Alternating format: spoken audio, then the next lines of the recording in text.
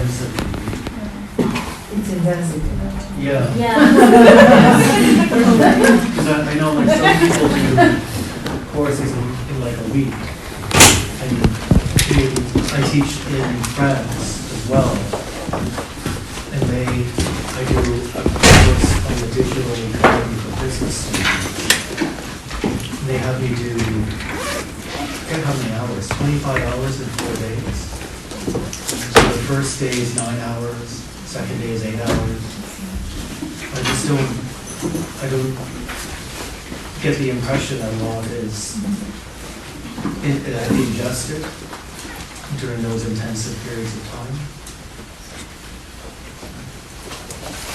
I'm saying more for input, if you feel the same way, or if you like intensive courses. This is intensive. Well, other courses maybe. There seems to be much difference between trying to do 9 hours over 3 days versus 9 hours out. over 3 days, which is what we're doing, versus 8 hours over 1 day, which is how the intensive courses are taught. And it would be once a week potentially if it was 1 day. So Yeah, well, my understanding from Megan was that this allows people to work. That was the idea, because otherwise I normally do this at 9 a.m., which I would personally prefer. but would you run it over 1 week or over many weeks? No, I think if I could truncate it, but I think the results would be quite good. The only, I mean, as I mentioned to you, what happens as a result of starting so late and finishing so late, and it has a number of repercussions for graduation. Yeah, well, you were the only one that raised that. So I hadn't heard that before. Mostly things are done in time for people. But I think this is the last course for a lot of people. I don't think I'm Sure, and it was last year, the year before. The first year I ran it was the first course.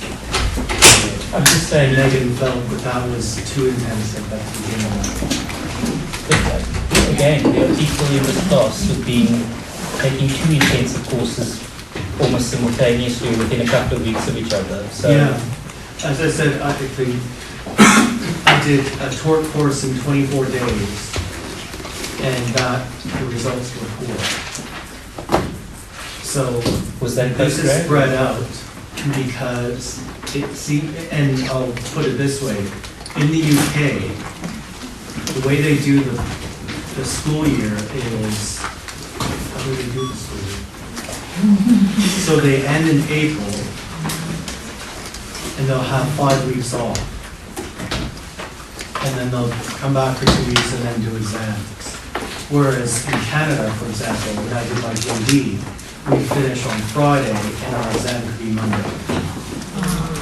So the difference that I see in the two systems is the English system gives a bit more time, and that's not a guarantee. Some people just go on vacation.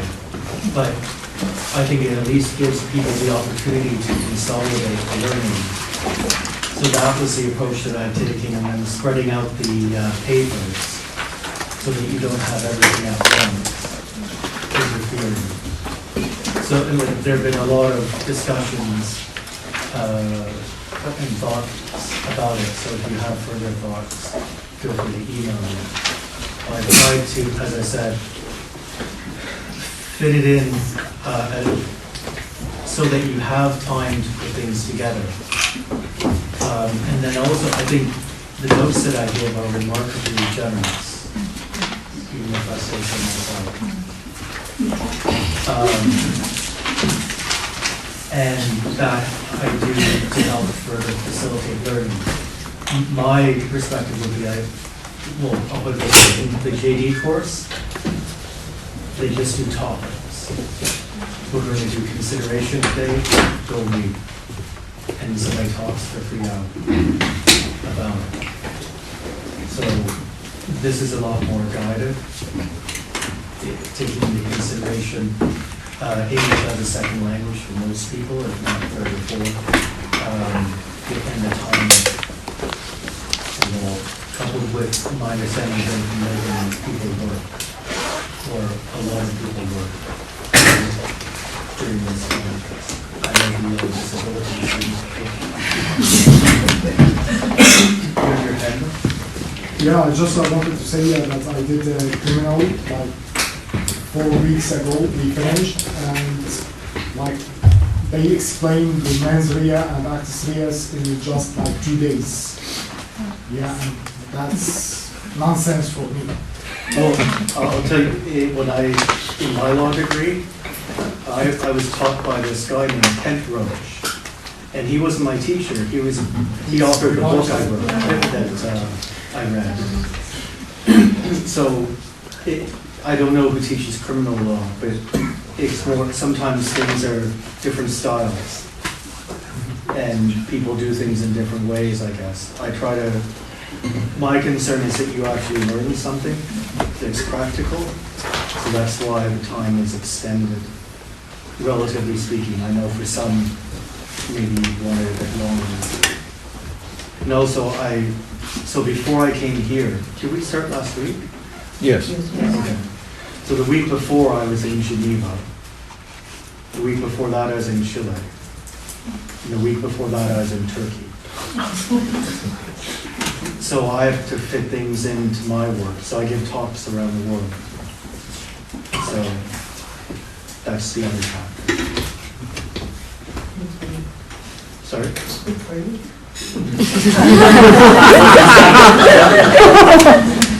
That's a nice vacation. Sorry? That's a nice vacation. So- Geneva is nice. So is teaching your side job? No. Vacation is your full-time job?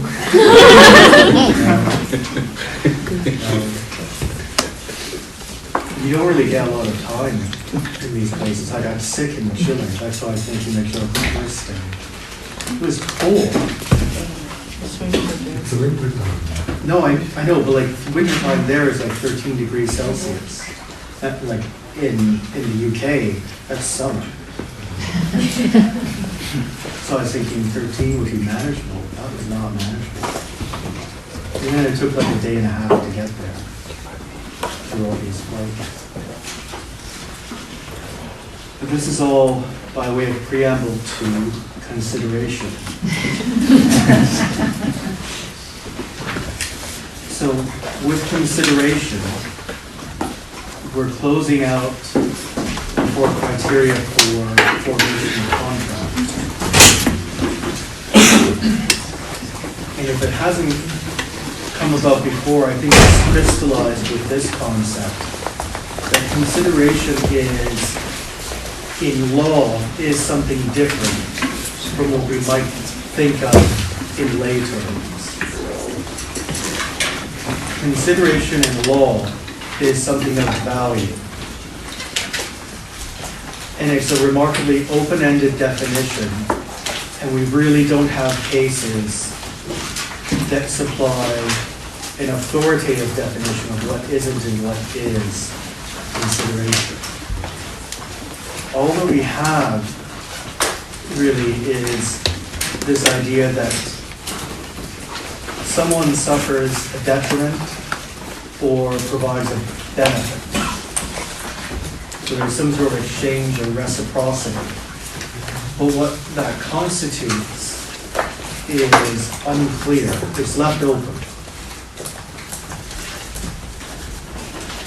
And I think for the common law that works because, especially now if we consider the way the common law it seems to be interpreted is within this idea of a market economy. So what is something of value can differ depending on the setting.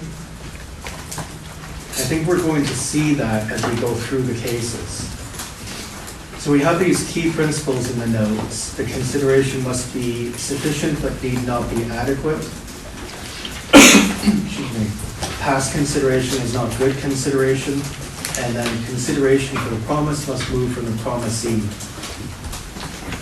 So these are certain things that we look for.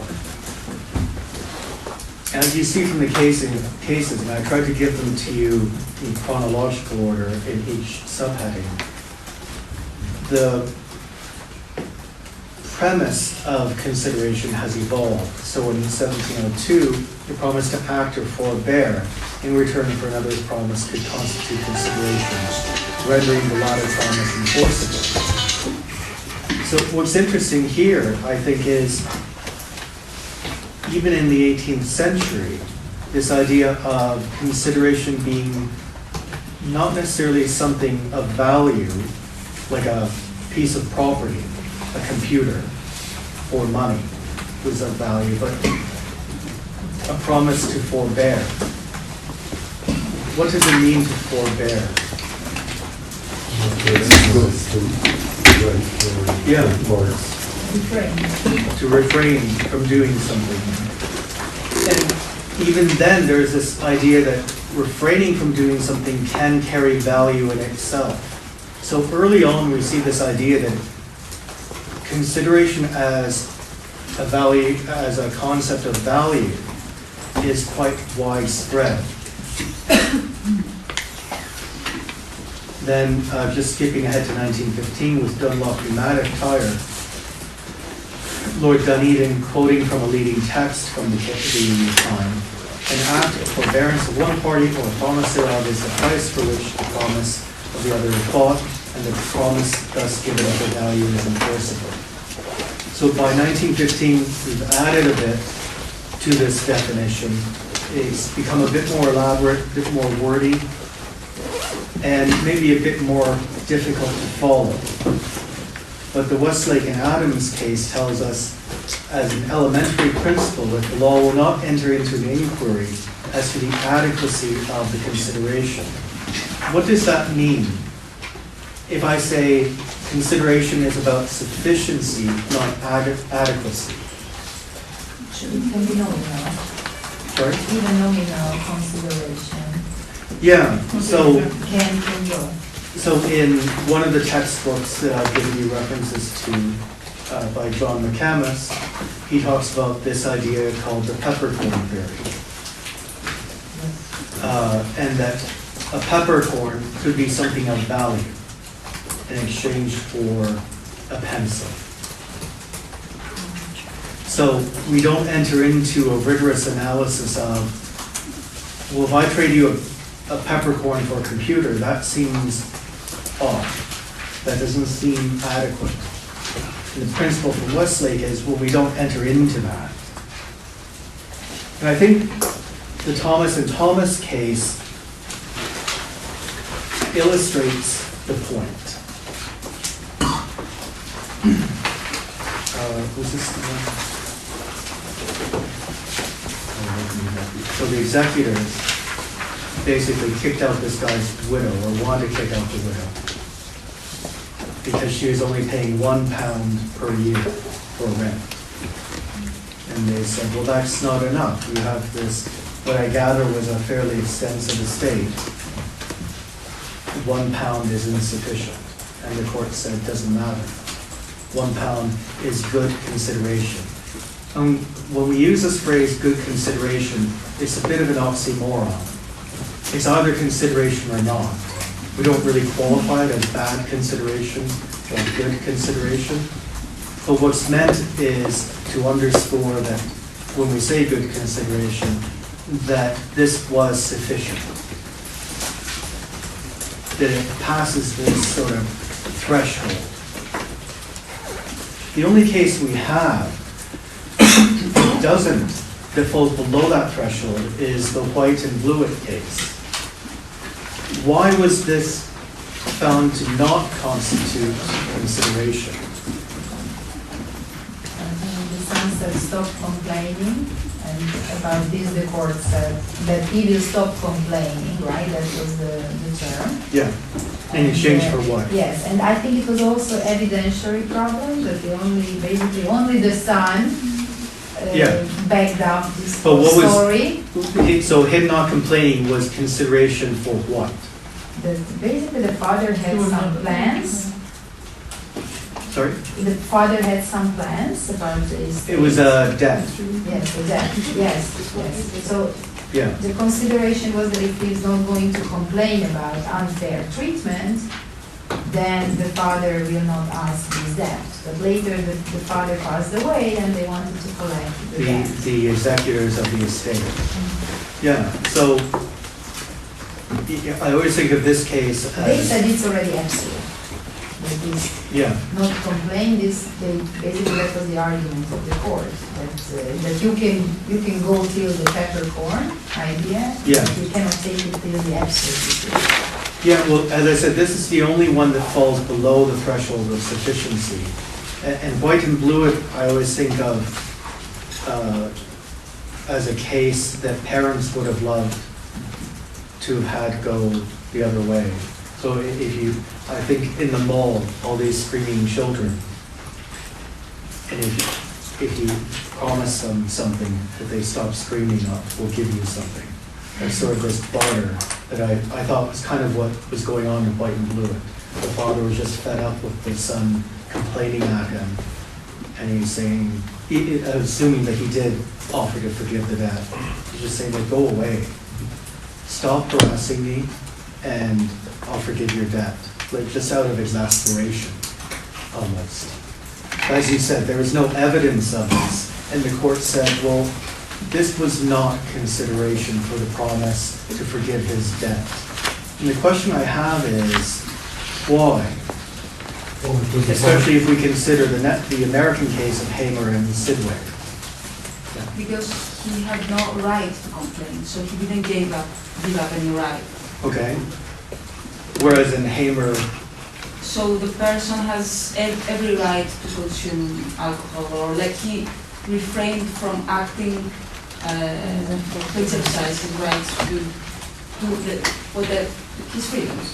So there was to a certain detriment. extent, but in Hamer, I don't know the drinking age in the late 19th century in the US. But let's say it's the same as it is now. There was no legal right for the nephew to drink before the age of 21. In fact, it would be illegal.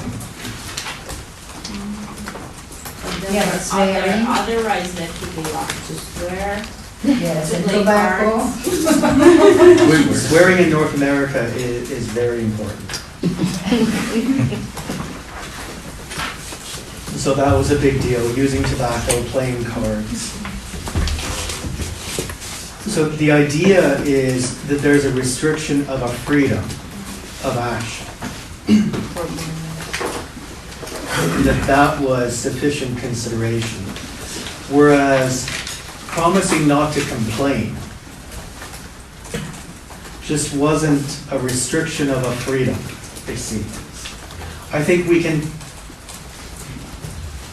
push that. We can question that premise, that distinction. If we consider, well, don't we all have free speech? To a certain extent, obviously. I But, think complaining is within our right of speech. well, yeah, unfortunately sometimes, it is. Yeah, so arguably the son was giving up something, but was it something more particular? It wasn't just complaining. It was complaining to the father about how the father disposed of his property, wasn't it? Yeah. So I think there, the court is saying, well, you may have this right to speak, but you don't have any right to dictate how your father disposes of his assets. And so refraining from complaining, it's a nothing.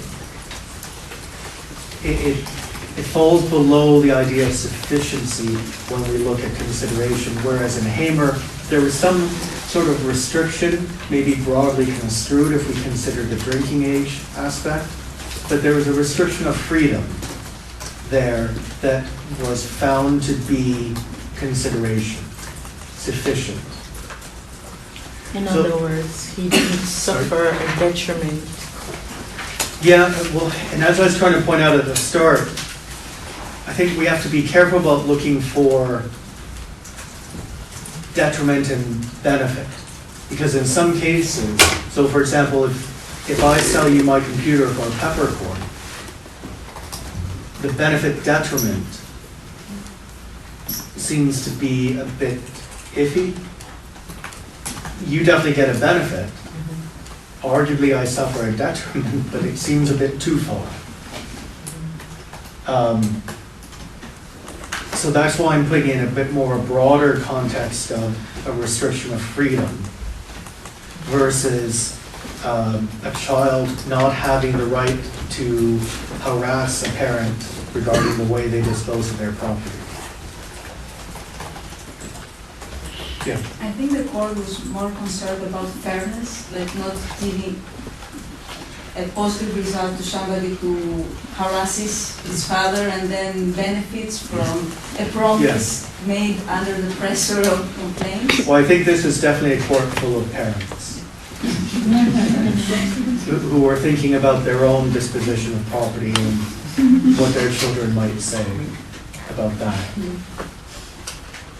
So here, these cases I gave you, and we don't look at many American cases, I give you this one because it's I hope, an instructive contrast regarding what constitutes consideration.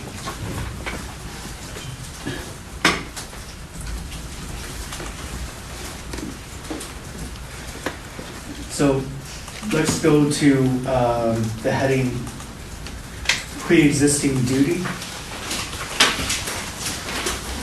And the first subheading there, what the promisee is promised to do is something which the promisee had a duty under the general law to do anyway. So the idea here is, generally, if you have a pre-existing duty to do something,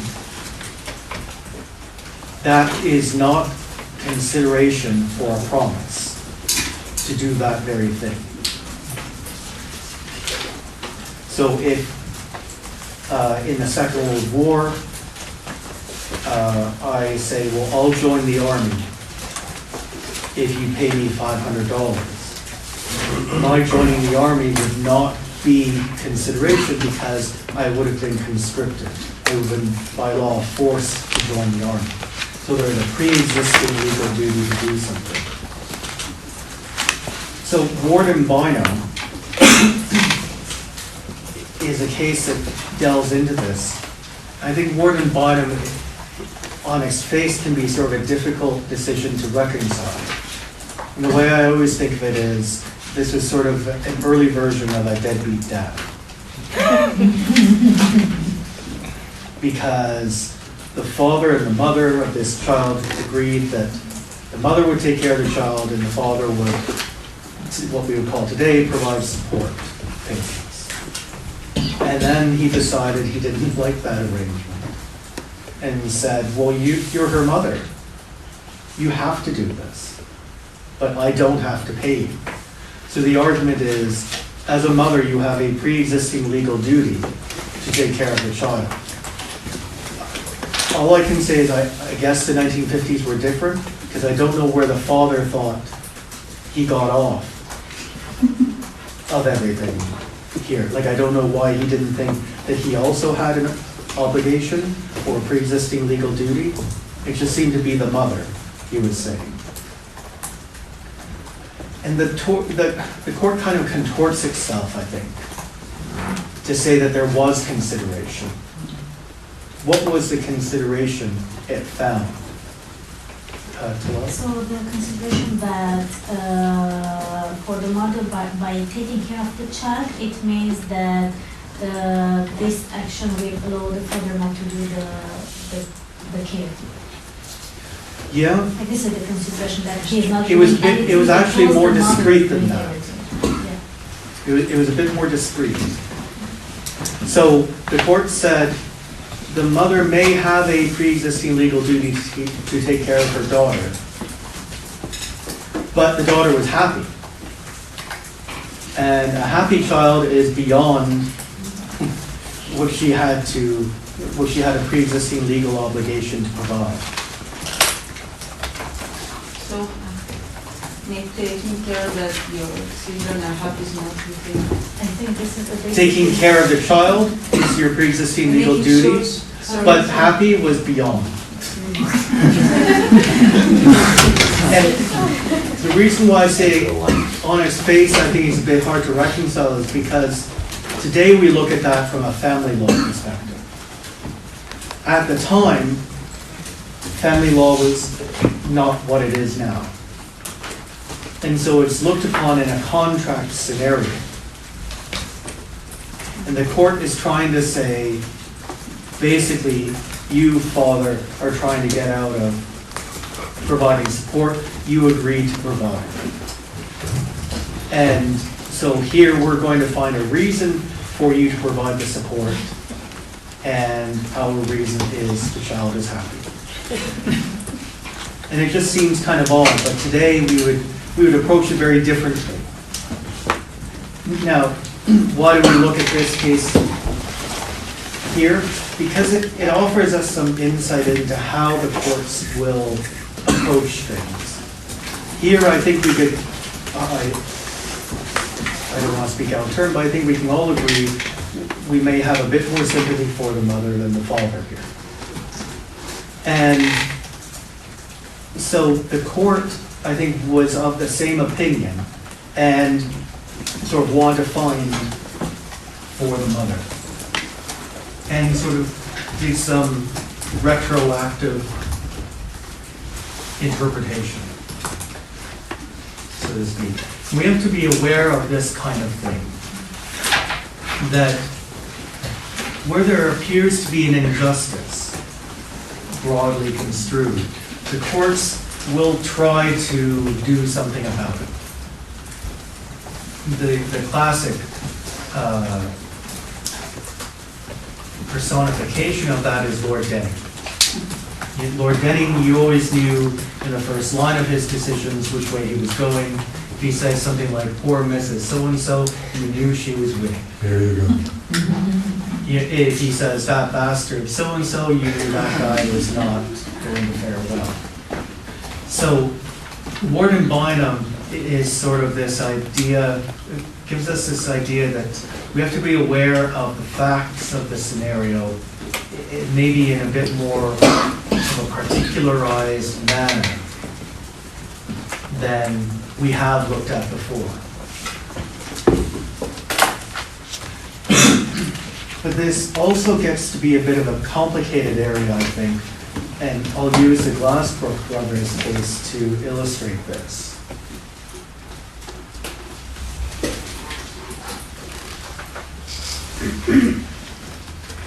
My difficulty with this case is I don't think that the colliery is a mine. I don't think the mine had to pay for the police to be there. I don't think they should have been obliged. That was not how the House of Lords found. Yeah, in this case, because they said like the supervisor of the police found that it's not necessary to provide such a protection, and that this protection, like keeping 70 police in that like mine, is beyond their duty. Yeah, so they did very recent, actually. Yeah. You said what you said. yeah. That it was more, I mean, they had to because otherwise they didn't work. They So- didn't feel safe, they were. Why is this a pre-existing legal duty? Well, the police have a pre-existing legal duty to keep the peace. The argument then for the mine would be, well, we needed peace to be kept because there was a strike. This is early 20th century, just coming out of the First World War. Mining was instrumental in keeping the country going. There was a strike. It became quite violent. Replacement workers couldn't get in until the police were there.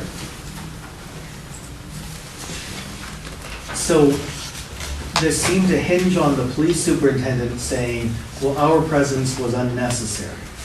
Because it was already after the strike. Yeah, because- The national strike was already finished. Yeah, in this but they still certain- needed yeah. police there to keep the peace. Okay, it looks like the court was depending on this police superintendent. Yeah. So here I would say that this is a good example of what we often find in practice and on exams, that we have two sides There are two different arguments. Each side has a viable argument. Here, the House of Lords found for the police, they were owed money. How much were they owed? $2,200. Yes. So- Probably quite a sum that time. Sorry? It was probably quite a sum that time. Yeah. So, yeah, I draw your attention, I think I left in the notes the dissent. Why I think that there's more, I think the House of Lords undervalue the police presence. There, I think that if the police are there to keep the peace, if that's their legal duty, then they were merely fulfilling that. But that's not how the court saw it here. So we have these two cases that give us,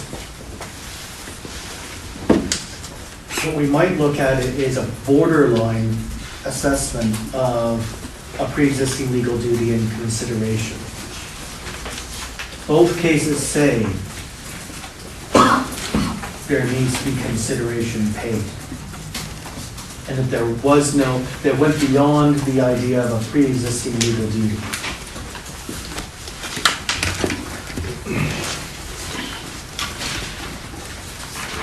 Now, what if we change that? The next subheading is, what the promisee has promised to do is something which the promisee is already under a contractual obligation to a third party to do anything. And we look at the Scottson and Pegg case.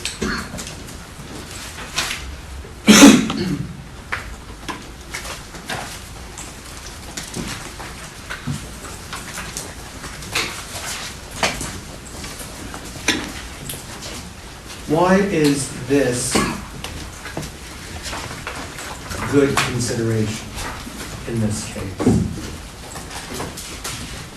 Because it's actually two contracts. How? It's separate contracts with two separate agreements with two separate parties. So you have to check, yes, you have to check, yes, the Pegg case, yes, that's what I'm talking about, right? That was about this unloading the coal. The coal. So, So it can happen that somebody is paid twice for the same. yeah, and the Baron Wilde phrases the ruling in a very particular way. I think I've given you an excerpt. And he writes, but there is no authority for the proposition that where there has been a promise to one person to do a certain thing, it is not possible to make a valid promise to another to do the same thing. And when I come across this case, I'm always reminded when I was articler, I worked at a firm where one of the clients needed their hand held a lot. So we spent the weekend with them at some sort of retreat. But the main partner that was the partner for the client, he brought all these other files with him to do. So he was just sitting there listening while people were talking, but he was plowing through all this other work. And I think of Scottson and Pegg in this case because it's the same 24-hour period, but he's billing two people for the same period. There might be an ethical issue. I'm not too concerned about that right now. But that's basically what Scottson is saying. You can have a contract to do the same thing with two different people. And that doesn't violate anything about consideration.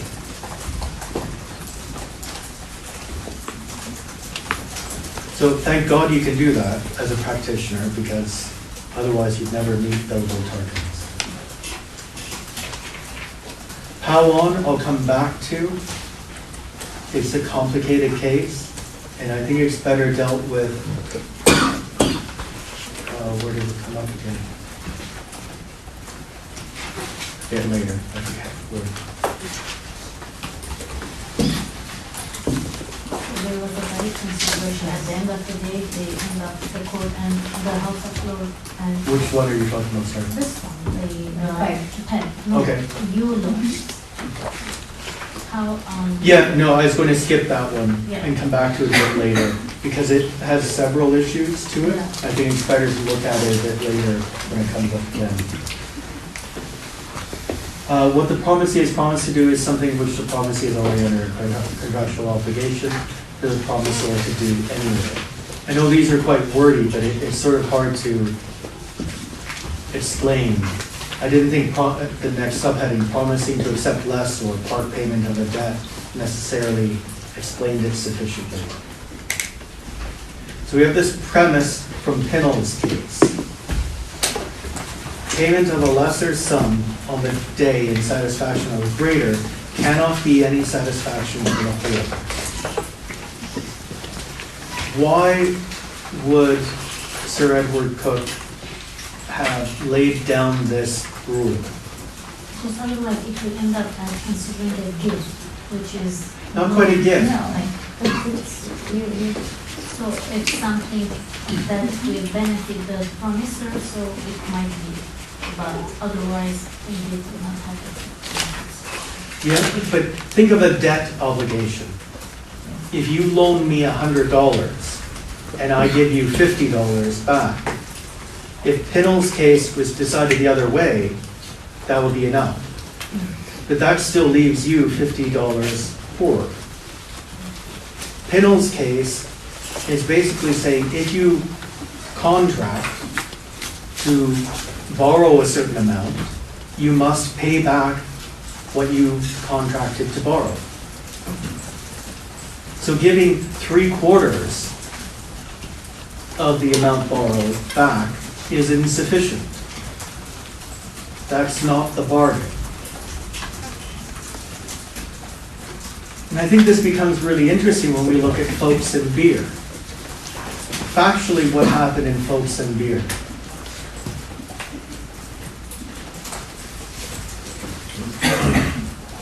Get something else, right?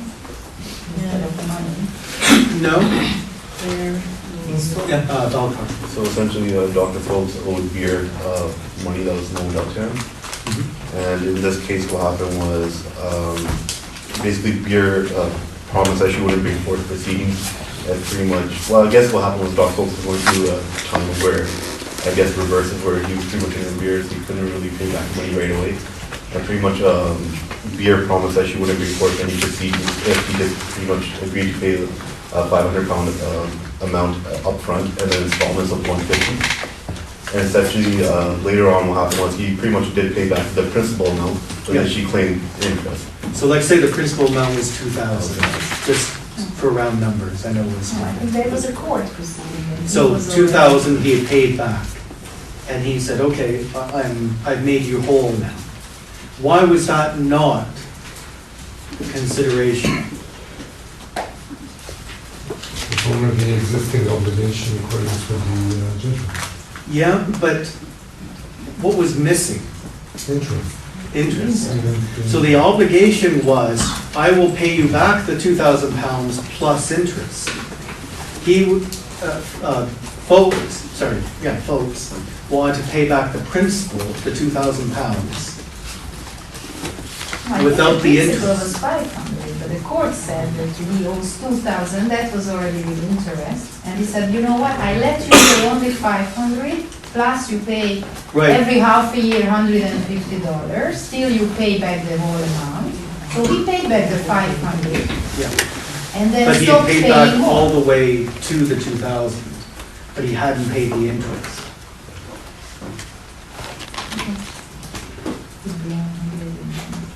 So here, the court is saying, the majority, I'll say, says that's not what the agreement was. So furthermore, in order for Mrs. Beer to only take the 2,000 without the interest, you have to provide consideration for that second, what I'll call a secondary promise. That she lets him off the hook for the interest.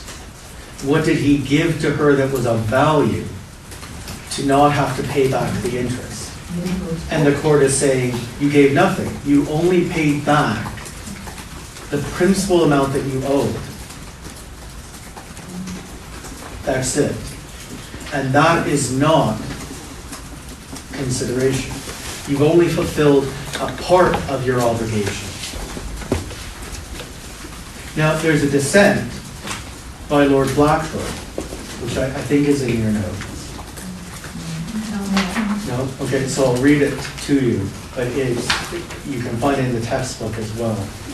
Blackburn writes, "What principally weighs with me in thinking that Lord Cook made a mistake of fact is my conviction that all men of business, whether merchants or tradesmen, do every day recognize and act on the ground that prompt payment of a part of their demand may be more beneficial to them than it would be to insist on their rights and enforce payment of the whole." What do you think Blackburn is saying here? I think it makes sense in the fact that you could, if you're in a business, you can be desperate for money in a situation where you need a certain lump sum, and you're willing to take the benefit of getting the richer principal that you want to, suit your financial needs. Yeah. Mortgage, people sell mortgages undervalued all the time. 2008. Exactly, to get the principal, to get the money in it, and that itself could be a benefit. So Lord Blackburn is putting forward what I call a commercial argument. Now, I don't say that with any sort of judgment. Lord Blackburn is trying to represent what he thinks would be at least a consideration for a business person. That being, I'm better off getting 3/4 of the sum back now than going through court and trying to get 100% back. I'm happy to call it a day, in more colloquial terms, at £750 instead of £1,000, using the currency here. Now, he was a dissent. I was just wondering, maybe there's also some kind of policy consideration here. Nobody needs courts to be clogged by someone who already got the principal paid. There's an interest there. Yeah. And, insist on a pure consideration per se as being determinative. That's what I'm thinking, because courts Yeah. are clogged anyway. Yeah, even in this time. And they cost money. They cost taxpayers money. Yeah. But even with that, why would the House of Lords make the decision it had? This goes into some of what we've been doing all along in understanding why the courts are making certain decisions. They could have said, well, that's enough. We have a dissent that says that could have been the ruling. And I think it's acceptable what Lord Blackburn put forward. But why did the majority go against that? Well, I was going to say, because it just gives a reaffirmation of Pinnell's case. But pretty much their rationale could have taken the idea that it's essentially it's still a detriment to her. She's not receiving any practical benefit from owning out money, and she's going to pay it back. She's still kind of in the hole, so to speak. And I go a bit further. What's the precedent? If the court in this case says, that's enough. Yeah, nobody should pay any interest. I think because the, I think to respect the contractual agreement as Sorry? to respect the contractual agreement as is, otherwise, the people will find another way just to, Pay back. pay partly their obligations or something like that, yeah. So Right. going, could you? No. So we need to work within the regulation. Mhm. They are trying to avoid this loophole. They're trying to create Yeah. this loophole. Yeah. But on the other hand, I'm from civil law jurisdiction, and we call this innovation. So if party agree, they can change Innovation, their yeah. A new agreement is made. Yeah, and So it's possible too that dissent is perfectly fine in my jurisdiction, but we are pouring this out to. What you draw out about the civil law jurisdiction, I think, is important, because clearly, and this is the precedent, this is the law now, the court made a decision. What I'm canvassing with you is, why would that decision be made? What do we extract from this decision that tells us a bit more about the concept of consideration? You got your hand? No, behind you. No, I was saying like maybe a public policy was also playing a vital role, because if this decision was not like this, people would be encouraged to stop paying their money. Right. And take advantage by saying like, I'll pay you after 5 years, or I'll pay you in installment in 5 years. So if you recall, when we looked at offer and acceptance, I used a couple of cases to show that the courts want parties to know that if you sign up for an agreement, that the courts will enforce it. I think Folks and Beer is another case in that line of thought. That the court is saying, we could have let this go, but we're concerned about the sanctity of the contract. Well, wasn't that about the judgment, not about the contract? Because, What do you mean? well, Ms. Bear had the judgment already against Mr. Fox. Sure, but as was said, there are different ways that this could have been addressed. I don't see that being really a contract as a sanctuary, kind of a secret thing. I think it was a judgment debtor. He had to pay up. There was no consideration. That was the old-fashioned decision. No novation or a new agreement, and no consideration means you pay up, no matter. Sure. If he had executed the accord and satisfaction towards the, certain parts and helped him so, but he didn't. What he executed was not accord and Sure, satisfaction. and that's plausible. I think, or not, I think what I'm putting forward is the court, I suggest, is trying to not get into any sort of doubt about this. They made a decision that this is a borderline, this may be construed as a borderline type of case. We don't want precedent going down another way. Yeah, I was about to say, it goes back to the whole point that where there appears to be some sort of injustice, the courts will try to make sure the decision doesn't lean in that direction, because Mrs. Bear would have been left in far a worse position if folks could take a year, 2 years to repay her without adding the interest. I mean, it's money that we're talking about, so Yeah. with all the time, if it's going to depreciate. That was, I think, kind of interesting furthermore about this is we have section 16 in Ontario of the Mercantile Law Amendment Act, which seems to overrule Folks and Beer. And it's in your notes, I'll read the section. Part performance of an obligation either before or after a breach thereof, when expressly accepted by the creditor in satisfaction or rendered in pursuance of an agreement for that purpose, though without any new consideration, shall be held to extinguish the obligation. So this is, it's not as open-ended as definitely overruling Folks and Beer. It's saying within certain circumstances where it's expressly accepted by the creditor in satisfaction. But the idea here sort of gives a bit more weight to Lord Blackburn's dissent. Sometimes some money is better than no money, which I think is sort of a loose way of translating what it is. But if the parties have freedom to agree on the terms, here it's an agreement already. They agree to change the original terms, right? They agree to accept lesser money or better now than later or gift or whatever instead. So that's already agreed. So then, again, the court doesn't have to just accepting that the parties change their mind. But someone went to the court. One of the parties are suing the other. But after she had agreed otherwise, is what folks is arguing. Then she seemed to change her mind.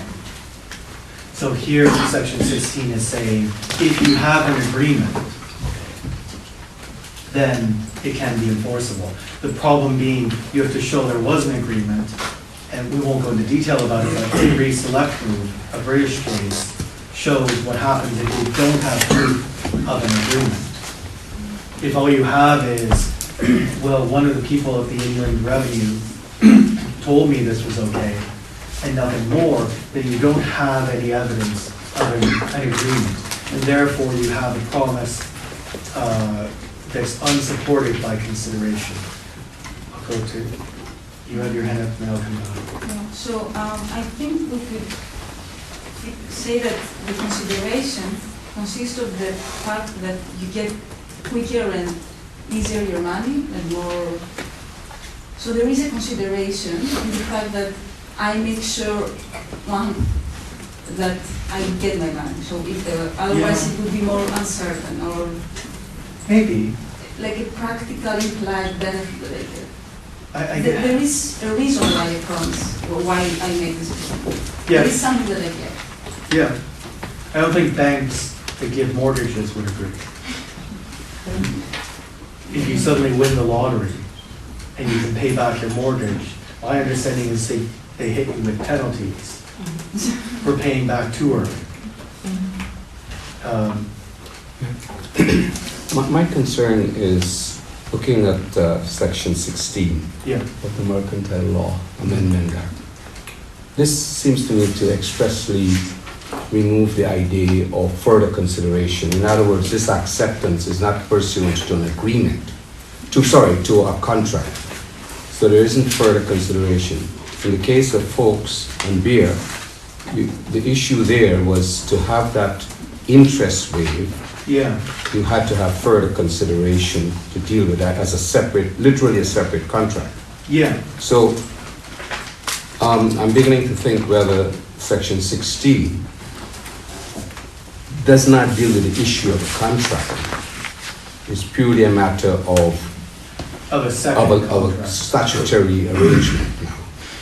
It's not consideration to pursuant to it. Maybe. I think using your statement, I say section 16 is telling us that if there's an argument about consideration, we're taking it away in that scenario. That if there's an agreement to accept less, Right. we, the government, the legislature is saying that's sufficient. Consideration will not be an argument that can be put forward, or a failure of consideration, so will not be an argument that can be put forward to say, well, you didn't provide further consideration for me to accept less. Right. So basically, the precedent in Folks is that overruled? That's why I said it appears as though it's undercut in some way, I would say, but it's not clear, as I think what you're pointing out. It doesn't mirror the facts of Folks and Beer, section 16, but it touches on similar terrain. So that's why I'm saying it appears to overrule it, but there's a question there's a lingering question as to whether or not that in fact is what the legislature is doing. And that I'm not sure. That's why I'm not telling you it does overrule it. Nicholas? So I just had a kind of general question. So coming back to the Reese like move case, was the primary reason why there was no consideration of that case was this essentially because there was like no evidential evidence of ever having a promissory agreement to accepting lesser payments? Yeah.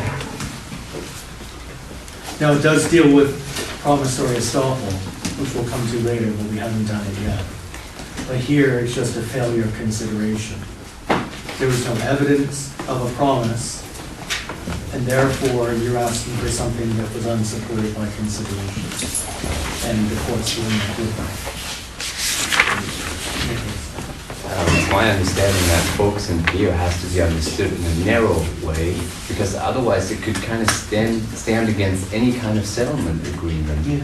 And I mean, that's daily practice. There's probably more settlements in court decisions.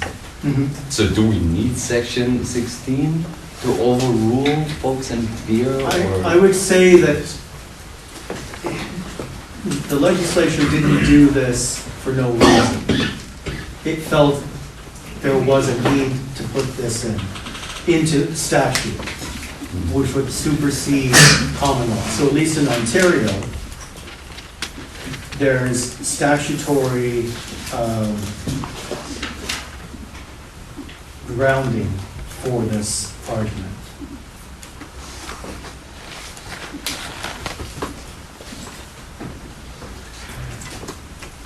Can I ask a question?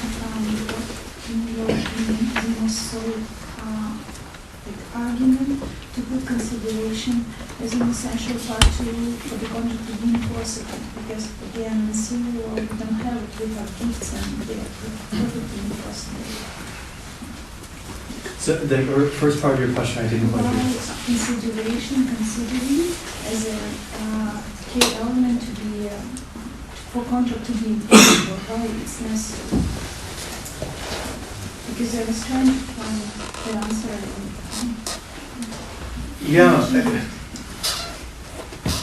It's sort of taken as an accepted proposition. Like there's not. Because it just exists from the legislature. Yeah, basically. But also, I think for our purposes in particular, I think a lot of contract law, because a lot of it, the cases we're looking at are commercial.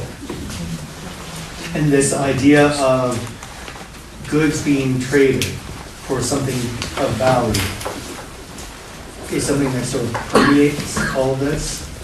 And so I can't tell you this is where it originated, but the idea of an exchange or a bargain for value is always something that is being sought out. And that it fits within the way or the setting against which we look at contracts, the commercial setting. That's sort of the best I could do in a couple minutes. So in common law, there are no gifts? There are gifts. Not enforceable? So a parent promises to give a house, say, or something, a gift to his child. Well, it depends on if somebody complains, doesn't it? Let's say he signs, like, and then he doesn't. It's not enforceable, this agreement, because there is no consideration. It could be challenged. Whereas in civil law, like we could. So, sort of stepping back, one of the differences I think between common law and civil law is that the common law is remarkably mercantile. That there is a value put on everything. You can agree to whatever. You have a right to make an agreement, and a sub-point, you have a right to make a bad agreement. So if say I agree to give you my house $1, and you give me $1, but this Consideration would say that's sufficient. We might ask other things that we'll look at later, called like duress. Yeah. Did I coerce you in some way to enter into this agreement? But if you have voluntarily done so, then the common law says, fine. You can bargain on freedom to contract. It's sort of the full extent of that phrase. You are free to contract however you choose with minimal restrictions. Whereas in civil law, my understanding, please correct me if in your jurisdiction it's not quite it, I think there's more of a social background to contracting. So I believe civil law contracts are actually quite brief because it makes reference to the codes that are then implied, so to speak, into it. The common law doesn't implies very little into it. And the statutes are not very detailed in comparison, ever. Yeah, but isn't it also like a way for people not to avoid taxation? Because also like in civil law, Yeah, so we need gifts, to have like a certain value, even if it's like $1, to like distinguish it from gift, because that gift Yeah. there's no tax. so historically, this is more of a property law point. Property law is almost the study of tax avoidance throughout English history. Because parents would gift everything to their children and they'd avoid all these taxes. The king got upset and said, "Where's my money?" And so, So I'm thinking of this section 16 yeah. to be something like with these, what are they called? These debt collectors. Yeah, When they call somebody who is owing, say probably the person is owing $20,000, right. and they tell you, okay, you're owing, we're ready to, forgo half of the money if you can pay half of the 20 grand, maybe in 10 days or in 15 days. Yeah. I'm thinking the section 16, is something, Yeah, I about think that. that's a good way of putting it. It's a modern interpretation or modern rendering of what Lord Blackburn was putting forward in dissent in Folks and Beer. Whereas, as I said earlier, I think the majority was concerned, at least in part, about creating the opportunity for a loophole.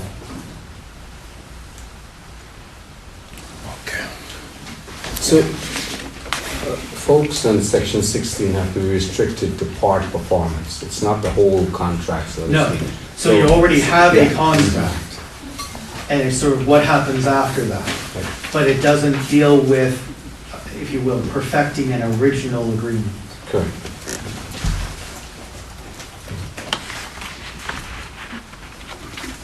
So then we have another troubling area, promising extra. Just reading from the notes, promisor agrees to provide additional consideration under an agreement in return for the promisee's undertaking to perform a pre-existing contractual duty. And I'm going to skip down to Stilk and Myrick, because this is sort of the foundational case.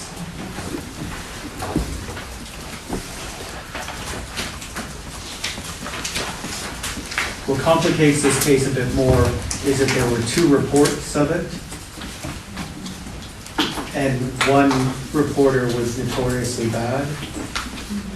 So we're not sure exactly what happened.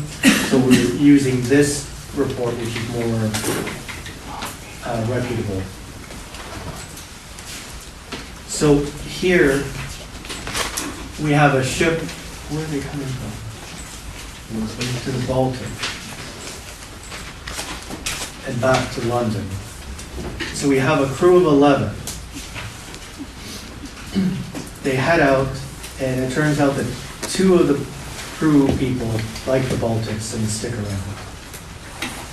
9 sailors left. And the captain says, "Look, I know we need a crew of 11. I know they're 9, so this is what I'm going to do. The wages for those 2 guys that left, I'll divide amongst you remaining 9, if you get the ship back to London." And they do that. And the captain gets back, they get back to London, and the captain says, "I'm just kidding." So they go to court. And the House of Lords found in favor of the captain. My question is, why?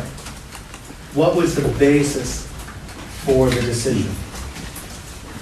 It was a policy issue, so they said that if sailors request a bit extra payment for? It wasn't just requesting. I think the court actually used phrases like held the captain for ransom. Yes, so there could be situations, the court said that there could be situations where the sailors would demand extra payment for their Yes. services, and the captain would be forced Yeah. basically to pay. So a coercive agreement could have been entered into.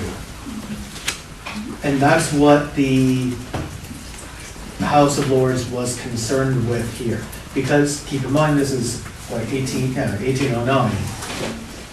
Shipping is the means of commerce, international commerce. Britain being a major power at the time in that. So if you allow for this, the House of Lords thinking goes, then we're just going to cripple our commerce. And there's no labor rights. There still aren't in the UK. It's allowed to cheat the seaman. Sorry? It's allowed to cheat the seaman. Yeah. Yeah. And so at this time, we have a concept called master and servant law. That's why you got Pirates of the Caribbean. That's why pirates exist. I just said, well, you're quitting. They don't know what Next they time are. when I see you, They contracted out of Yeah. master and servants and became a pirate. So the question I think that Stilk and Myrick brings up is, the sailors still did more than their normal jobs. The House of Lords said, well, you did more, but it was negligible. It wasn't all that much more. So if we think about it in terms of contemporary employment contracts, you'll usually have a clause where the employer will say, and you will do anything else I tell you to. How far does that go? That's kind of what we're looking at here with Stilk and Myrick. I think that's why I put in the other cases. A lot of textbooks, I'm surprised, don't put in the subsequent cases like Hartley and Ponsonby and Hansen and Reuter. Because I think these are important decisions that further elaborate on what was being done in Stilk. So we look at Hartley and Ponsonby, the court said, well, we're distinguishing Stilk on the basis that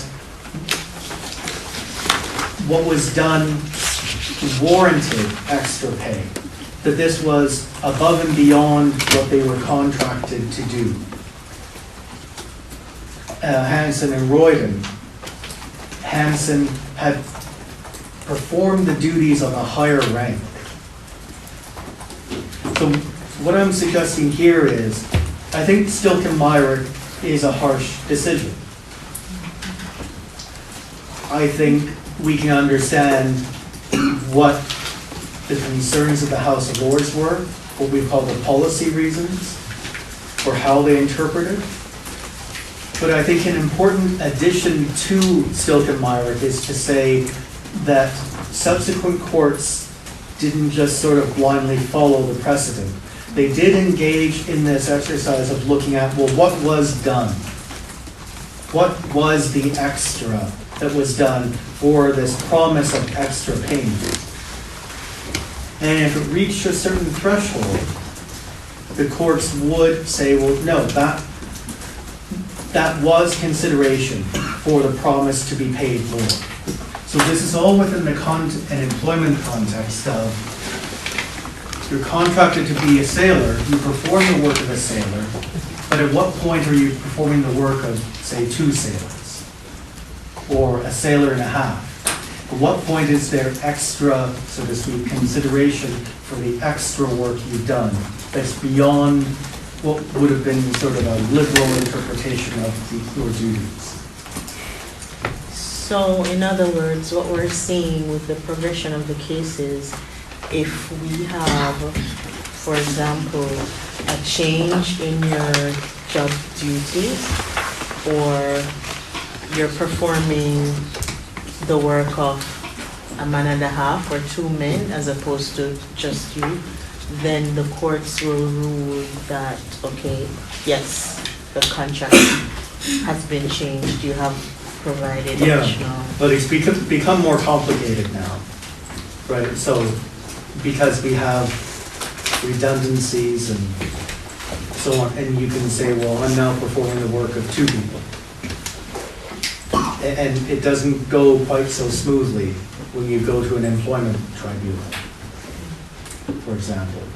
But as a principle of consideration, broadly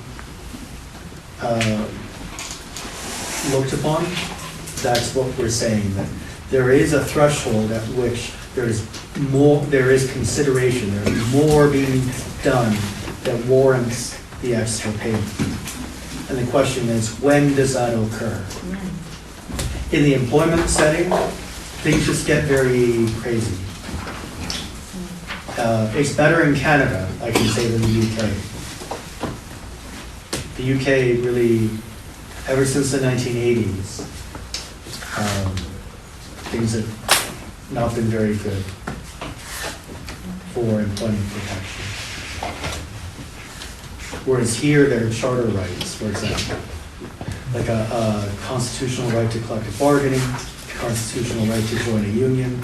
In the UK, those are sort of nice ideas.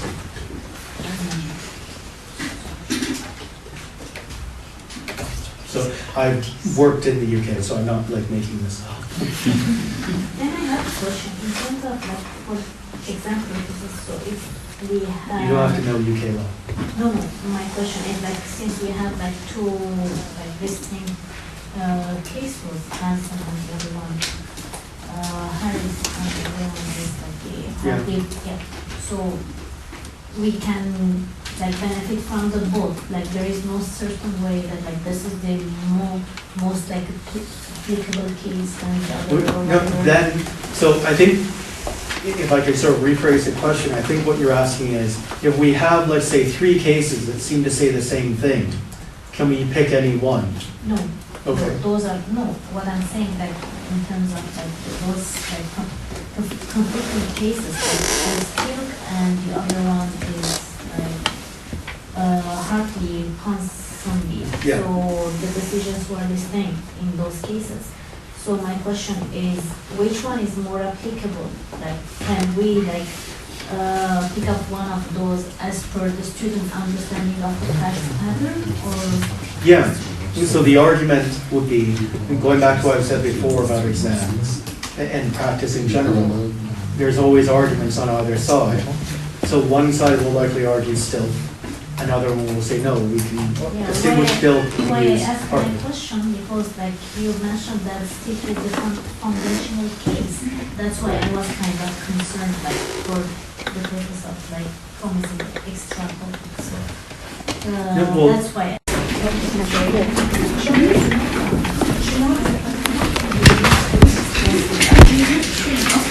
Actually, what happened in Williams and Rocky Brothers.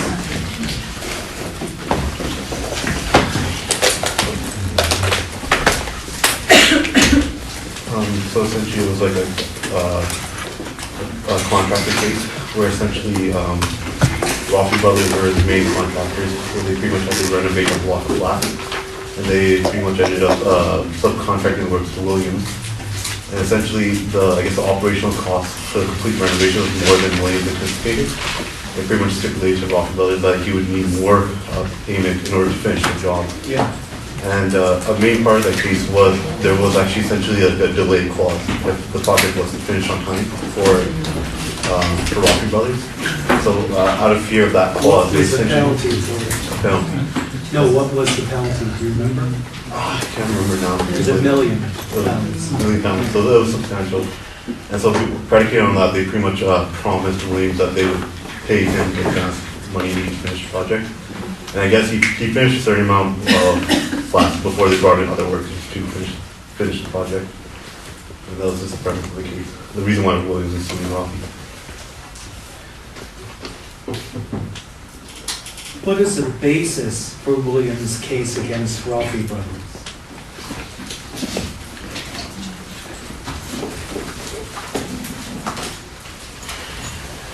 whether or not the promise to pay was enforceable. Yeah, so you have an original contract between the two parties. Rolfe Brothers says, Williams, do this work. They contract on X amount. As Valcar said, Williams underestimated how much it would cost, but that was the contracted amount. Then Williams says to Rolfe Brothers, I can't do it. I'll need more money. And Rolfe Brothers offers to pay a certain amount more per unit that Williams completes. I think it was like 575 pounds. So what we are looking at here is whether or not Rolfe Brothers were obligated to pay the extra amount per unit finish, not the original contract price. There's no debate about that. The question is this extra amount. What did the Court of Appeal find? And I know this is a bit of a complicated case, so if you're not sure, feel free to say what you think you got from Poker. So they found it to be enforceable as a result of, because as a result of that penalty clause, they were receiving some form of practical benefit. Not just the penalty clause. So the key phrase here, as Valcar said, is practical benefit. So what is practical benefit, according to the Court of Appeal in Williams? Getting the job done. Not quite. So within the context of consideration, remember we've been talking about consideration being something of value. And I started off by saying that very early on, there is a more liberal or expansive interpretation of value. And that continued in Williams. What did the Court of Appeal mean in terms of consideration when they talked about practical benefit? Not having to pay the 1 million. That's one part. Sorry, Yen? I was saying not having to pay that £1 million.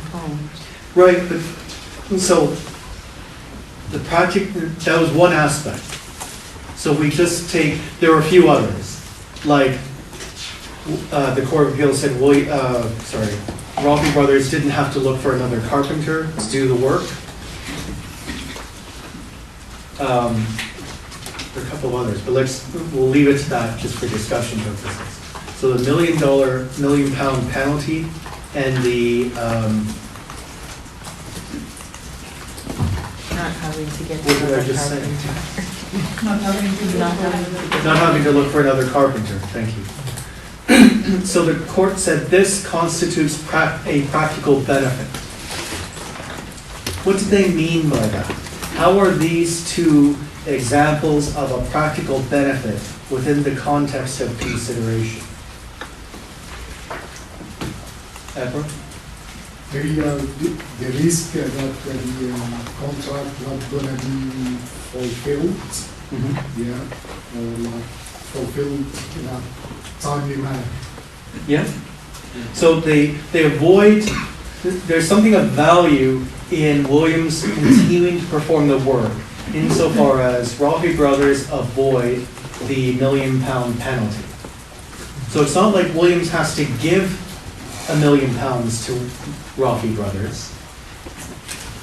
Within this broad idea of consideration, Williams has conferred something of value onto Rolfe Brothers. That is timely completion, or the opportunity for timely completion. As it turns out, Rolfe Brothers had to pay the £1 million. Another practical benefit was that Williams didn't have to look for another contractor. Sorry, Rolfe Brothers didn't have to look for another contractor. And that, therefore, Rolfe Brothers saved the time.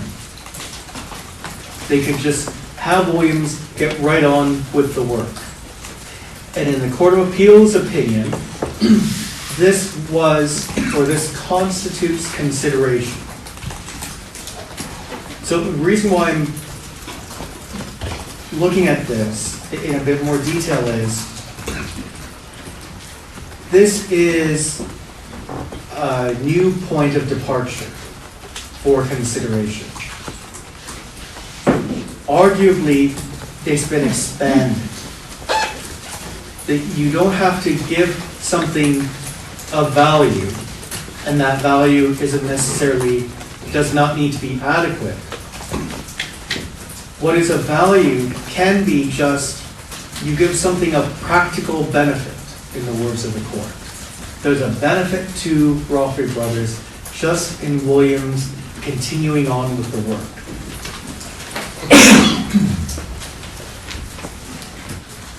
Question, what about the reputation?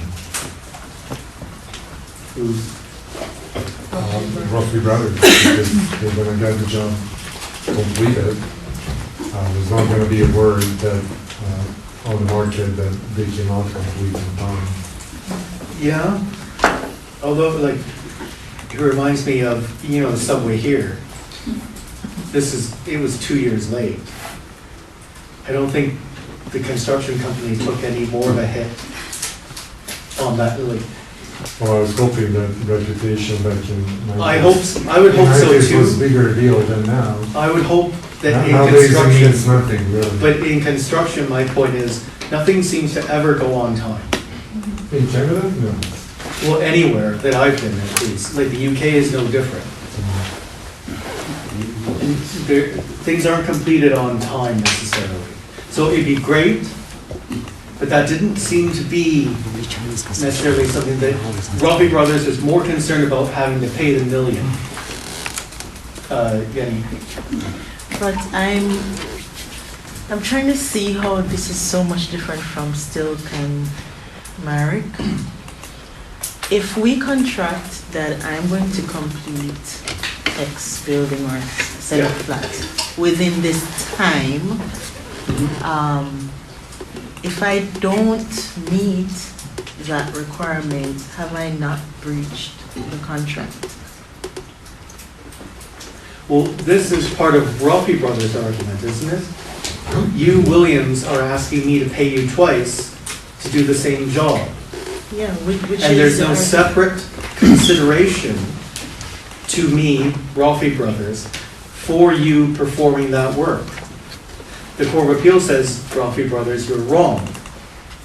You had a practical benefit conferred on you by Williams, consisting of, the avoiding the penalty clause and not having to look for other contracts. But aren't those practical benefits within the initial contract? I expect to not have to pay that penalty from the get-go, and I expect to not have to hire a second carpenter. I would agree with you that we can question those constituting a practical benefit. I don't know if that's necessarily the question. My query would be, why do I want Williams to do any more work for me? They can't even price the job correctly, and they're out of money. Like, there's no benefit to me to have if you excuse it, a sucky contractor doing more work for me. I personally do not see the practical benefit in continuing to even know of Williams' existence, let alone contracting. Maybe he was the only contractor in his field. No, well, it wasn't. That, like, it was a carpenter. So, I think you're right. We can question what is this consideration that the Court of Appeal calls practical benefit. I think it's suspect when we look at it. We could say, well, avoiding the penalty clause, that's something of value, sure. But as you say, you know, is that anything necessarily of value at this point? If you had done the job to begin with, that wouldn't have even been an issue. Right.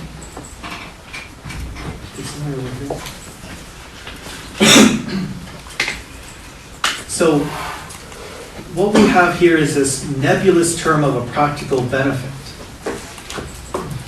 Yeah.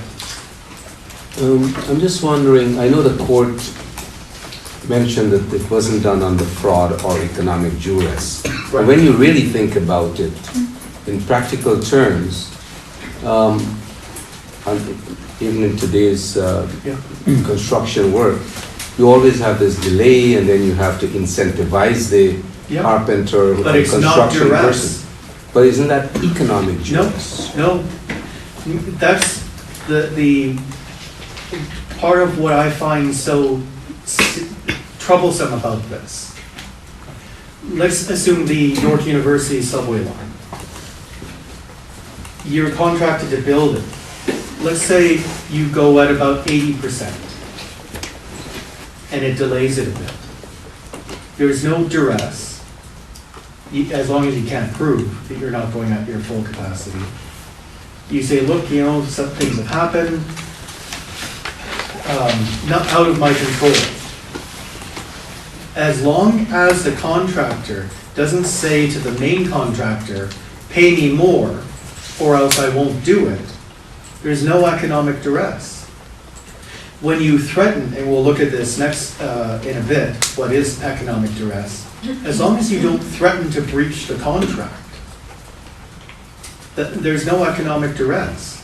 So a savvy contractor, a savvy construction company will work at, let's say, 80% and get paid an extra amount, as you're saying, to be incentivized or whatever the case may be, to complete the job.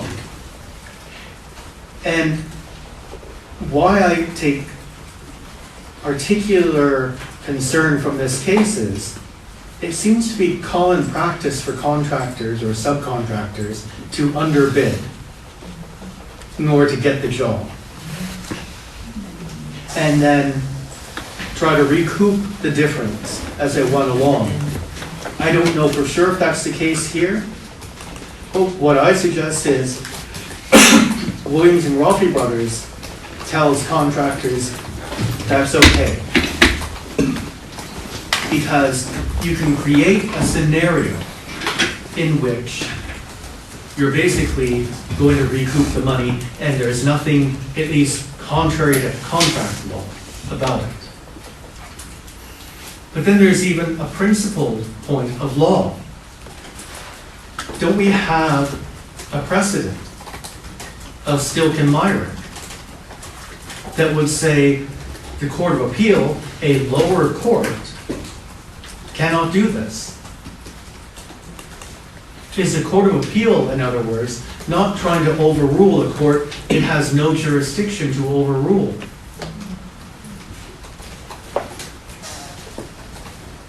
Because if Williams can get this amount, why couldn't those sailors? How much more is Williams doing? The Court of Appeal calls this a practical benefit.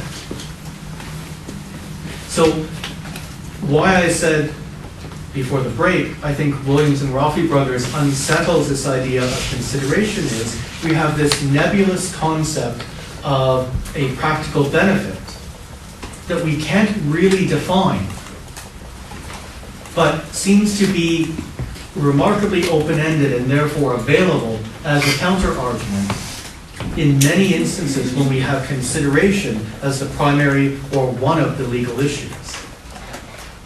Put another way, if you're representing the plaintiff in a contract case where consideration is an issue, you have to look at how could the defendant make the argument for practical benefit here. And I find that to be remarkably troublesome. Because in the end, it seems like you have to basically make a strategic decision. Can we, how much do we believe in our argument that there isn't a practical benefit? Because if Williams and Rolfe Brothers can find it, another court can. And the only bar to it, moving to the next case, Greater Fredericton Airport Authority. But in my opinion,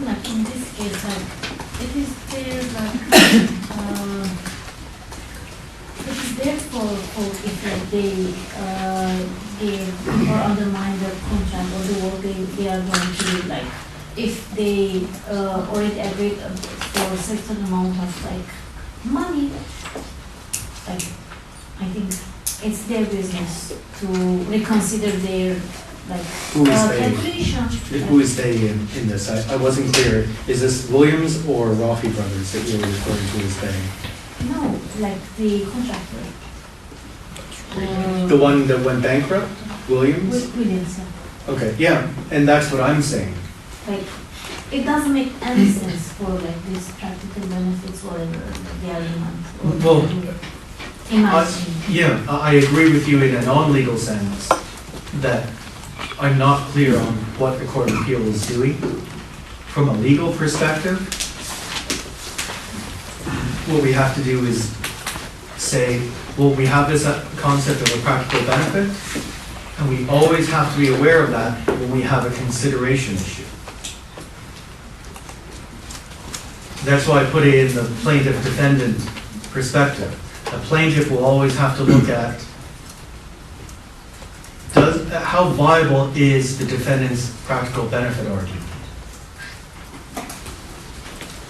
And all we get is Greater Fredericton that basically says where there's economic duress, there is no practical benefit argument that can succeed. I was at this airport a couple months ago. It's tiny. I don't know where the other runway went, but it wasn't at the airport I was at, unless they only had one runway. It was like nothing was open, not even the Tim Hortons, which in Canada is like sacrilege. No Tim Hortons. I don't drink Tim Hortons. But. So that's what we get from Greater Fredericton. And to the New Brunswick Court of Appeals credit, I think they deal with this issue in a better way. They look at Williams, they look at Stilt, they note the problems. But I think here, basically, we have the same premise in Fredericton that we did in Williams, except the facts show that there was economic duress in Fredericton because NAV said, we're not performing the contract unless you pay for the extra equipment. Whereas in Williams and Rafi Brothers, the subcontractor never once said, I'm not performing unless you pay me more. It was always the main contractor who voluntarily offered the extra money.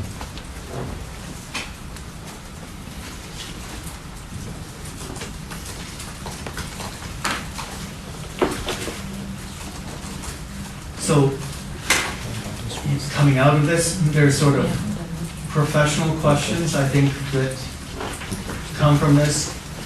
I'm not going to explore them in depth here, just to say, if consideration is now weakened as one of the 4 areas for formation of contract, does it put emphasis on the others? Do we have to scrutinize intention more, or offer an acceptance? Because it seems like consideration will be a fairly low bar to surpass in the Williams and Rafi Brothers scenario. Now, to be clear, this is not to perfect or form a contract, the original contract. This is a subsequent contract, if you will. It's like we had 2 contracts from Rafi Brothers to pay Williams for the same work. And the Court of Appeals said both are enforceable because there was consideration. So it's not like you can have a practical benefit to create the original contract. This is where there's a pre-existing contract. But nevertheless, my point is, this is a problem, especially when we look at an area like construction, where things are notoriously slow and not on time. as long as that subcontractor never says, pay me more or I won't perform on time, they're in prime position to get more money based upon this case, unless the parties have agreed to other clauses. But even at that, I would suggest the practical benefit concept is remarkably elastic. If we go by what Williams told us, avoiding the penalty clause, not having to look for another subcontractor. As I said, why do I want this subcontractor? He can't do the job.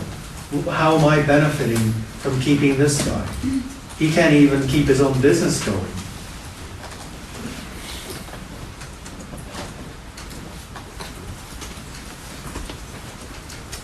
Any questions about that?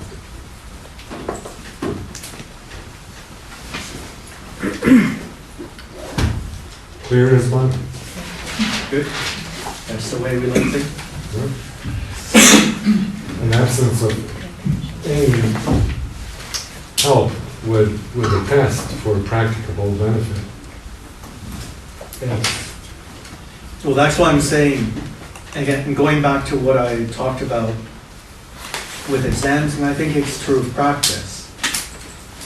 When you objectively assess facts that are before you at that initial stage, you have to think of both sides. And here, in my opinion at least, the practical benefit argument is just too elastic to say, I think I can beat that, absent an instance of economic duress, as we see in Greater Fredericton. That's the problem I see with this in doing our job. So you have to tell the client about this and say, you know, we're susceptible on this. Or if you're on the other side, you say, look, we have a shot. We have this concept of a practical benefit. Arguably, you conferred a practical benefit on them. So I think it puts a lot more pressure on the negotiation,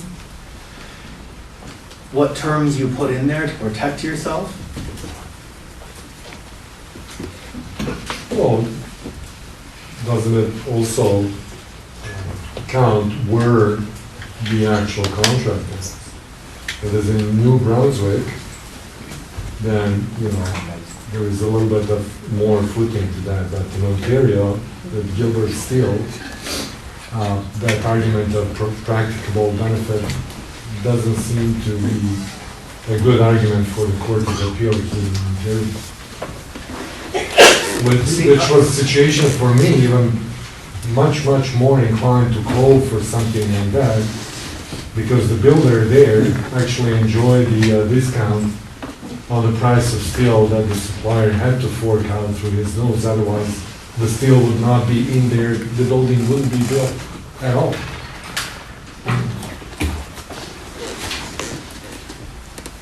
Yeah, I don't think Gilbert Steel eliminates practical benefit.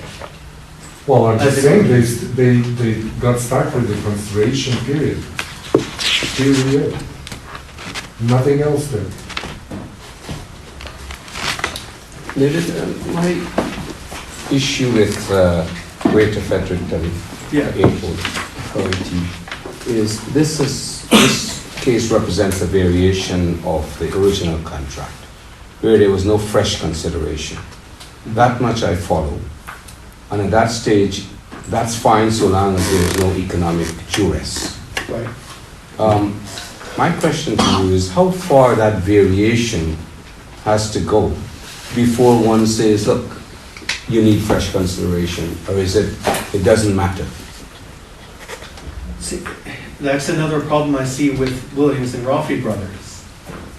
To me, the Court of Appeal went far with this idea of a practical benefit.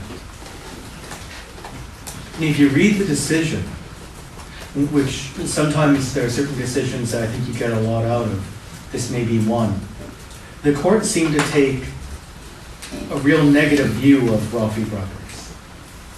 Like they felt that Ralphie took advantage of Williams. I don't know if that factored into it or not, but just this idea of you don't have to look for another contractor. To me, when we're talking about thresholds, that one's pretty far. You know, like if this guy isn't doing the job, I don't see why him sticking around is a benefit to me. So much so that it constitutes fresh, as the saying goes, fresh consideration for the second promise. So that's why I'm saying I agree with your assessment that absent something clear cut, like in Greater Fredericton, we seem to have something open-ended. And so, as I was saying today on how do we deal with that, we have to look at consideration as, depending on which side you're on, a remarkably weak or a potent point, because of the way Williams has reconfigured things. And we know it can be brought into Canada because New Brunswick dealt with it. That was obviously put forward as an argument by NAV. So it's not like it's another jurisdiction. We still draw from the UK. Yeah, I was just asking if anyone dissented in this. In which? In this, Williams, sorry. Williams, no. No. And it's astounding that the UK Supreme Court could have dealt with this 2 years ago, but sidestepped it. Said it wasn't the right time. And arguably the facts weren't the greatest for it. But it's a problem, I think. When we're looking at another principle of contract law is certainty, as much as we can have it. If we derive certainty from knowing that the courts will enforce these contracts, I think Williams unsettles that certainty. I want to say something in here, because it's practical benefit, it can also be analyzed with the concept of timing. Timing? Yes, like, because the contractors, like, in many occasions, they will stall the project. Yeah. And now, like, the contract will not be able to address all the issues that will develop during the project. Right. And it will be up for the contractor, whoever gets a job, to put a certain priority. That not necessarily will be what the main like the one who's doing the job, wants. And that's why this practical benefit allows to make certain amendments to that consideration, so to speak, to give a little bit extra consideration. Yeah. And would not violate the rules of contract. But if that goes back to project fund, if the contractor will clearly state that I want more money, then that would be clearly considered a breach. Not a breach, but it will be something Well, else. it's economic duress. It's an economic duress, and that you are not into the field of this practical benefit and timing and priorities. But the question I have is, if that's all that keeps you from the practical benefit, that's a remarkably low threshold. And on the premise you were saying, sometimes contractors will go slow or they have different priorities, whatever the case may be. I understand that, but the support for the practical benefit is what I find troublesome. What they call a practical benefit. Not necessarily what the leeway, but saying, you'll avoid the £1 million penalty clause, okay, but keeping the same people, I don't see how that is of benefit to Ralphie Brothers. I think it's, again, to use the term I use, it's an elastic use of consideration. Yes, I'm just trying to fill in the gap here in my notes. I know in Greater Fredericton, Yeah, you said where there is economic benefits, there is no something. I didn't get economic duress. economic duress. Okay. So, in case you haven't looked at the problem question, or you don't have a computer or something by you, give you a minute to look at the email I sent at the beginning of the class.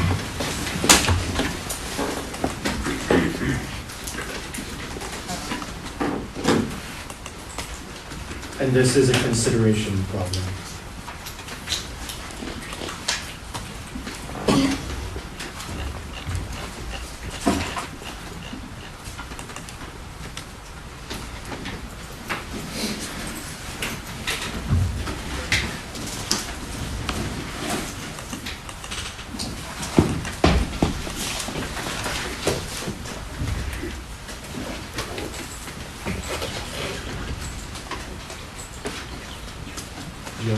Yeah, I think there's a consideration advantage because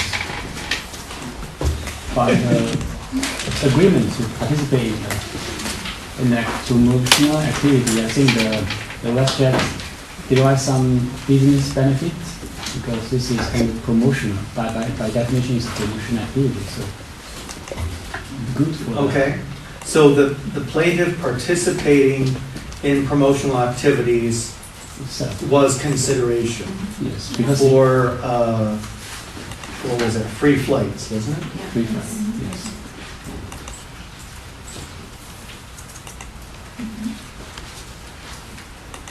Other thoughts?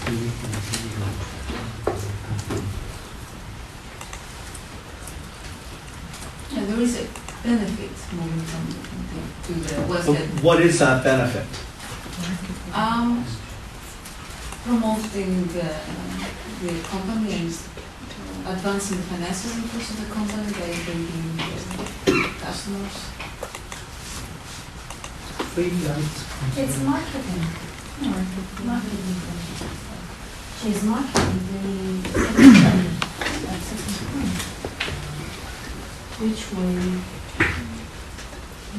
end up with extra profits for the company. And we're not entitled to inquiry the sufficiency of the consideration to weigh the free flights compared to the promotional activity. So even some consideration, like don't ask if it's enough. Yep. But, yeah, sorry. There is a contract, I think. There is a contract or not? There is a contract. The 1 millionth passenger in here is promising to involve in promotional activities in favor of the company. Right. Such as advertisement campaign. She can be subject of advertisement. Okay, so her photo And in return, is on promotional stuff. yeah, in return, there's a consideration, there's a benefit for her that she will receive free flights from the company. There's a value and there's a consideration. But how would you distinguish white and fluid? Remember, that's the case where the son wanted to complain and said that was consideration for his father for giving his debt. Putting aside the evidence issue, let's say we could show there was something. I think in my opinion that the difference in the relationship in wife was like father and his family related relationship. Whereas So you're looking at the it's a business. intention. Yeah, like over there. Like This is a more- commercial Yeah, versus a yeah, social. Yes, Okay. and family related. So I think like in family related like dealings. So court are more reluctant in those cases, but like this is purely commercial. Okay. I think I was about to say the same thing. Okay. And the plaintiff also relied on that promise.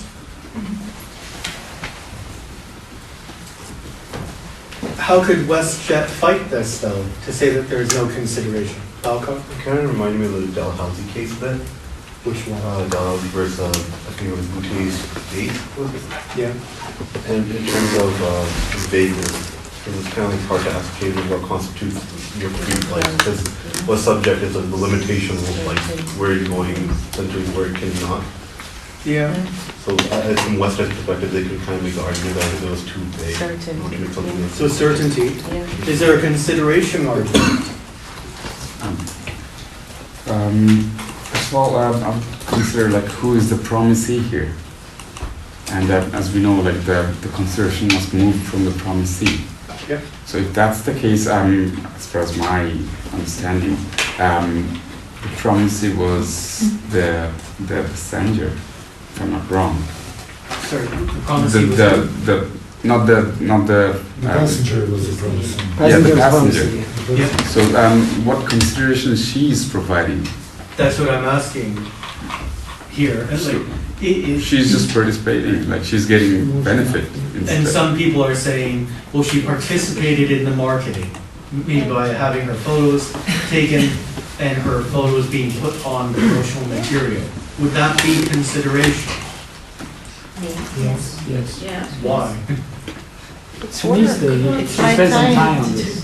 Sorry? At least they should spend some time on this. And more like It's the work. WestJet will maybe, it might increase the WestJet profits by like attracting more customers.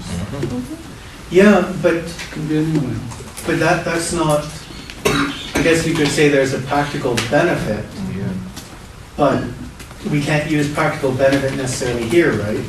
Because this is, There is no subcontract here, like Yeah. as you said, so we cannot use that rule. Ebra? No, I just want to say about the practical benefits. That's, it's, yeah, like promoting the sale of the tickets for the next company. I think that I have difficulty finding what's the detriment or what the promisee gives. Yeah, I do, yeah. So he gives a let's say a picture or yeah. She has her photograph taken by WestJet. Yes, and Like, is that sufficient?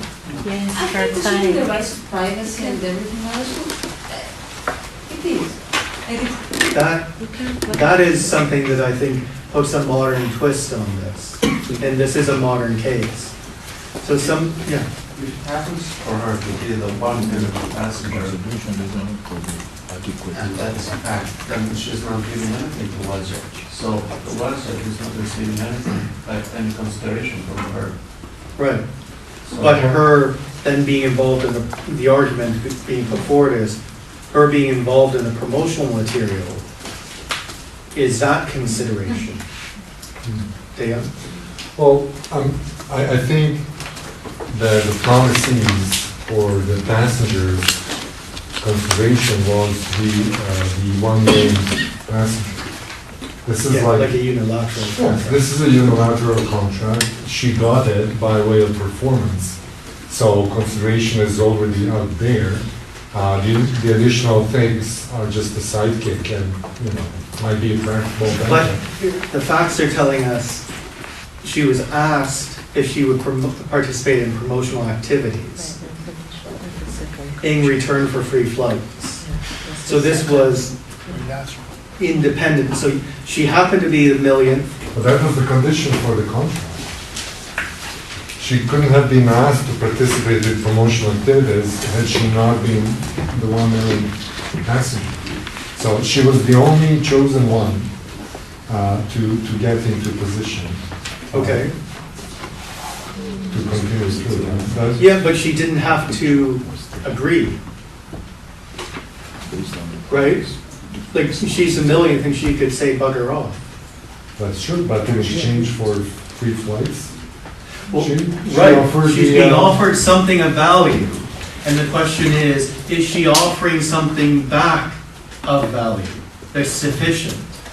Yeah, she offered her being the 1 millionth passenger and participation in the. She offered the time. She offered the time. Well, I think, sorry, your name? Constantina's point about privacy, as I said, I think puts a modern dimension to this. And why I say that is our privacy, or in this case, giving it up, if we are nobody, forgive the term, but we're not well known, and we agree to be put on all of WestJet's promotional material, we're going to be known. Are we giving up something in that? In this age where privacy, I suggest to you that we haven't really dealt with privacy in a very significant way until now, arguably because of the internet and information technology. So now the question is, can privacy constitute, or giving up our privacy constitute something of value? Yes. So here, this is an Irish case actually, O'Keefe versus Ryanair. The court said her surrendering her anonymity and privacy and participating in the publicity campaign was consideration. And she was not on Facebook, right? I don't know. I don't know. Must be an Instagram. O'Keefe. Yeah, if you willingly O'Keefe share versus Ryanair. your image, where's the privacy? So the defendant here, have you heard of Ryanair? Yeah. So Ryanair is notorious. They're the ones that offer flights for £1, and you have to push the plane down the runway. And the company wanted to charge people for things like the toilet. They want to have people pay £1 for the toilet. They're experimenting with bicycle seats instead of the bigger chairs because you can get more people in. So just a horrible air. I've never flown them. I stay away from them. It's just, that's how, if you Google Ryanair, you'll probably see all these complaints about them. The case you put forward here. This is why I find always going back to the definition in Curry and Misa very useful.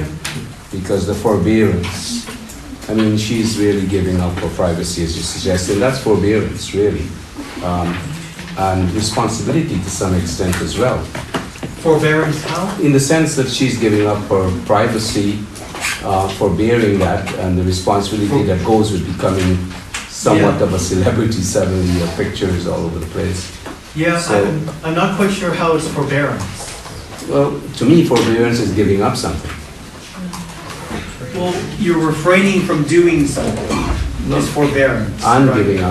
giving up something and refraining, just a definitional situation. So Yeah. what she's doing, she's forbearing her privacy, meaning giving up her privacy. Okay. But also the responsibility. There's some responsibility now that you are going to be well known. You know, your sort of mode of behavior, your Well, yeah. going about your regular day-to-day She's representing activity. Ryanair from now on. Yeah. So if she's rude to someone and that person complains to Ryanair, does she lose something? Yeah. You know, The responsibility. so I bring this up to sort of anticipate the tort problem, where you look at privacy. As I say, I think privacy really is an underdeveloped concept in the Commonwealth. And I think this case shows us how privacy can come up in different ways, not just a tort, but it can be something of value when we look at consideration.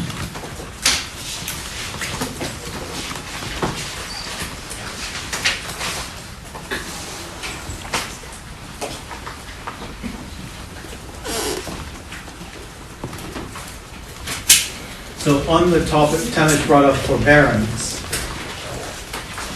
If we go to the case of BDC versus Zellers.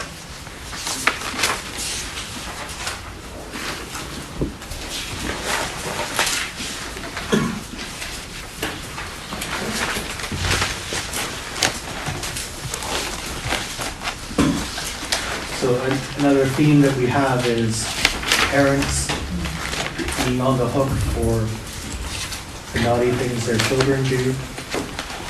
Here, Zeller's was a department store in Canada. It's now closed, I think. And this is a case of children shoplifting. Zeller sent letters to the parents of these children and said, we can get money from you to recover the costs of shoplifting, such as the cost of security guards and other related costs to security.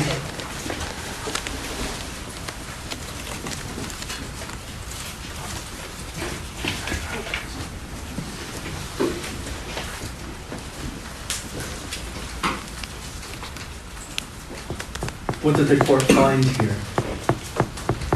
Oh, going in favor of the parent. Why though? Well, there was no consideration for her paying for the self-imposed fee by Zeller's, who decided to collect or toss some of the, business costs over to shoplifters or whoever was related to them. Majority of them obviously were kids. So they used actually bogus letter. The lawyer was obviously involved in that, and they got lucky, they got paid. They got paid once, a couple of times, and this mother paid, but then came back and said, I'm paying you for no reason. And she got More so the goods were returned. The goods shoplifted were returned. Yeah. And also, Exactly, sorry, yes. you're the right. court said, well, the lawyers for Zellers could not have reasonably believed that the parents would be liable. Referencing a case I mentioned earlier in the notes, Cook, where if you believe that you were in trouble, maybe then you do have to pay, or that is forbearance. Here they say no, because it couldn't have been believed by Zeller's lawyers, and Zellers didn't intend to bring any lawsuit against the parents. I've gotten these calls periodically in Toronto. Do you ever get these calls where somebody on the other line says you owe money? Oh, Or like, we're going to call the police? The serious scam? Well, whatever they are, like, they're variations on the same theme. This case kind of reminds me of it. And I never know how, who falls for it. No offense if anybody did. Like somebody just randomly calls me up and says, I owe money, and they're going to call the police if I don't pay them. I'm like, go ahead. I don't understand how that works, but this is what Zellers is about. You're trying to coerce somebody with the threat of legal jeopardy in order to get something from them. And then when you're caught, you say, well, there's consideration. You thought that you were doing something of value. And you thought we were doing something of value by not pursuing the lawsuit. We forbear. You refrained from bringing a lawsuit. But Zeller shows us that you can't manufacture that kind of a scenario. The forbearance has to be real, so to speak. There has to be an actual possibility of a suit being brought.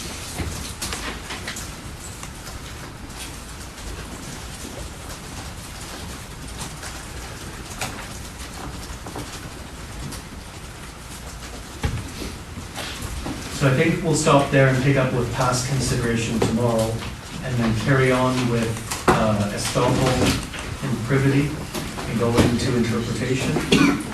It was brought to my attention that you didn't have notes on estoppel, so I kind of put them up. I apologize, I thought I had put them up. so you'll find them there. Yeah, and we'll just continue on.